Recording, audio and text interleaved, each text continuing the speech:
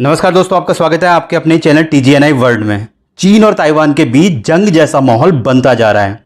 अमेरिकी संसद speaker Nancy Pelosi के ताइवान से वापस जाते ही चीन ने ताइवान पर आक्रामक रुख इख्तियार कर लिया है।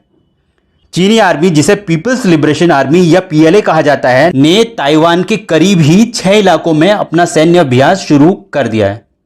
साथ ही ताइवान के उत्तर पूर्व और दक्षिण पश्चिमी तट के करीब ही कई बैलिस्टिक मिसाइल्स को दागा गया है। चीन ने अपने सैन्य अभ्यास का नाम लाइव फायरिंग रखा है। चीन पहले इस तरह का सैन्य अभ्यास ताइवान के तट से करीब 100 किलोमीटर की दूरी पर करता था, पर इस बार चीन इस सैन्य अभ्यास को ताइवान के तट से मात्र 16 किलोमीटर की दूरी पर ही अंजाम दे रहा है। यानी कि ताइवान के तट से काफी करीब चीनी सेना मौजूद है। इसी के साथ ही इस वॉर एक्सरसाइज में असली गोला बारूद का इस्तेमाल किया जा रहा है। चीनी आर्मी के ईस्टर्न थिएटर कमांड के प्रवक्ता कर्नल शी यी का कहना है कि चीन इस एक्सरसाइज के दौरान लंबी दूरी तक मार करने वाले हथियारों का टेस्ट भी कर सकता है।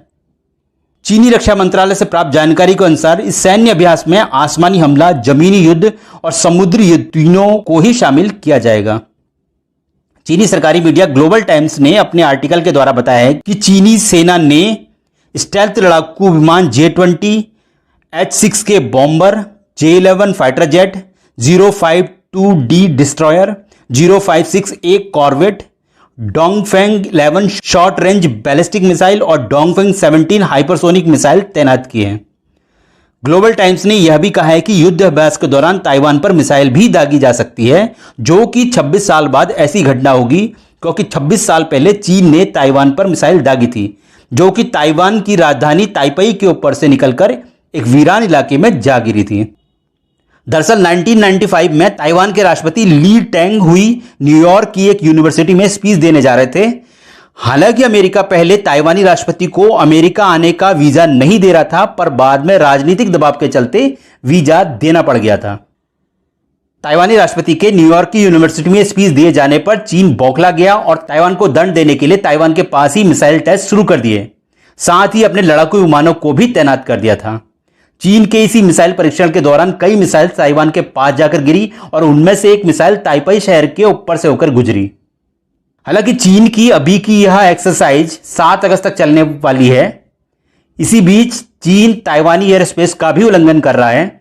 नैन्सी पेलोसी के वापस लौटते ही चीन ने ताइवान के एयर स्पेस में अपने 27 लड़ाकू विमानों को घुसा दिया था।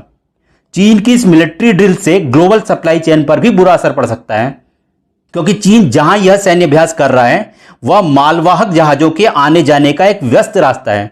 इसी रास्ते से सेमीकंडक्टर और दूसरे इलेक्ट्रॉनिक इक्विपमेंट्स दुनिया भर में भेजे जाते हैं।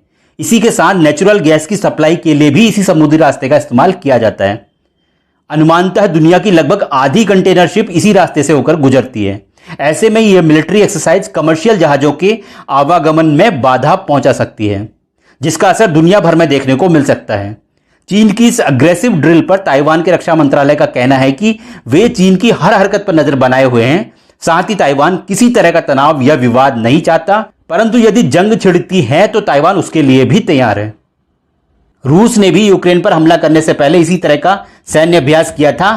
क्या चीन भी रूस की तरह ही सैन्य अभ्यास की आड़ में ताइवान पर हमला करने की योजना बना रहा है? आपकी इसमें क्या राय है? कृपया कमेंट्स करके हमें जरूर बताएं। धन्यवाद।